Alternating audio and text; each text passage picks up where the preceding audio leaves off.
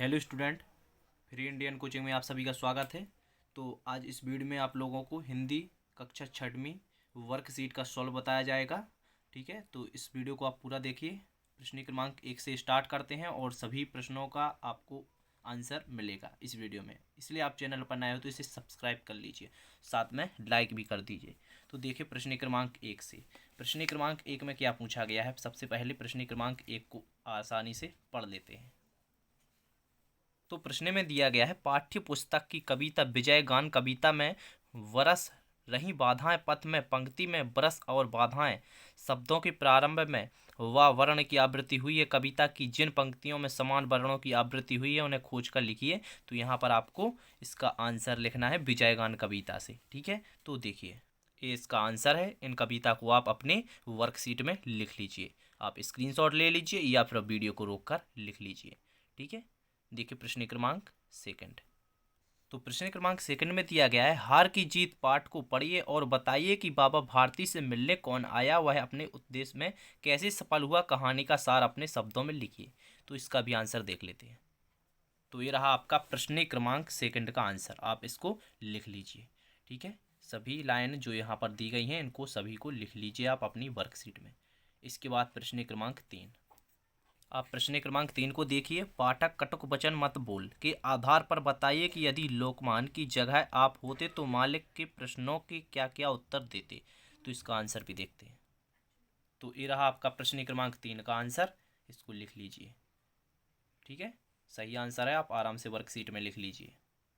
इसके बाद देखिए आप प्रश्न क्रमांक 4। तो प्रश्न क्रमांक 4 में दिया गया है, विजय विश्व तिरंगा प्यारा कविता में आए तुकांत शब्द खोज कर लिखिए। प्रत्येक तुकांत शब्द के कुछ नवीन तुकांत शब्द भी लिखिए, एक एक उदाहरण सहित।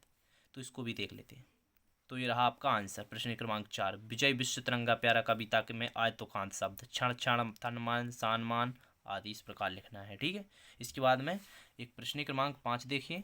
प्रश्न क्रमांक 5 में दिया गया है, प्रातः भ्रमण क्यों करना चाहिए तथा स्वस्थ रहने के लिए कौन कौन सी बातें आवश्यक हैं, हम बीमार ही क्यों हों, पाठ के आधार पर लिखिए। तो ये रहा आपका प्रश्न क्रमांक 5 का आंसर, आप इसको लिख लीजिए।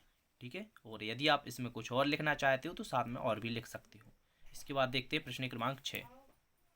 प्रश्न क्रमांक 6 में दिया गया है, आपकी पाठ्य पुस्तक की कविता अपना हिंदुस्तान कहाँ है के आधार पर हमारे जीवन भर पड़ने वाले प्रभावों को लिखिए।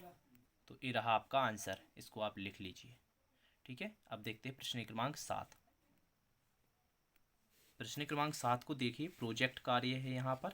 तो यहाँ पर देखिए, आँख नाक कान और मुँह। यहाँ पर आँख नाक कान और नीचे मुँह। देखिए यहाँ पर आँख कान नाक मुँह, यहाँ पर सभी के चित्र बनाना है। चित्र बनाकर उसमें संबंधित दो दो मुहावरे पता कीजिए और चित्र के सामने लिखिए। चित्र के सामने यानी कि यहाँ पर देखिए, यहाँ पर तो इसका जो इसका पेपर है इसने सही से नहीं लिखा है, तो आप यहाँ पर देख लीजिए। इस प्रकार आपको लिखना है।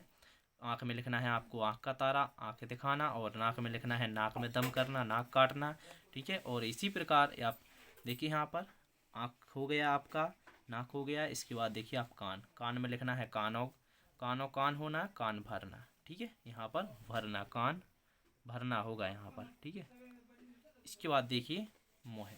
तो मुँह में देखिए यहाँ पर मुँह का चित्र बनाते हुए लिखना है, मुँह छिपाना, मुँह पर खाना। इस प्रकार आपको इन सभी वर्णों को लिख लेना है।